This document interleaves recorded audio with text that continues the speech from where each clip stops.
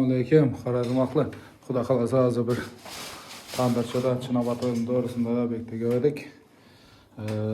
Kanalizatsiyani qaytartirgan ekan. Kondensatini bochkaga qizib qo'yib, bochkadan shunday nasos qo'yibdilar. Nima nasos bu? Kim biladi? O'sha kondensat chiqarib tashlaydigan nasos deb shuni qo'yib ketdilar. Biz hozir xudo xolasa shunday nasos keldik. Ekspertdan firmaniki shuni qo'yib beramiz. Kondensat pozni chiqarib tashlamoqqa. Bir qator profilaktika ishlar bo'layotir. Bu nasosimiz kuygan ekan. Almashtirib beramiz. Bunda kuyganini olib, tozani qo'ydik. Shungani polni grzavsetini ochib tozalaymiz hozir.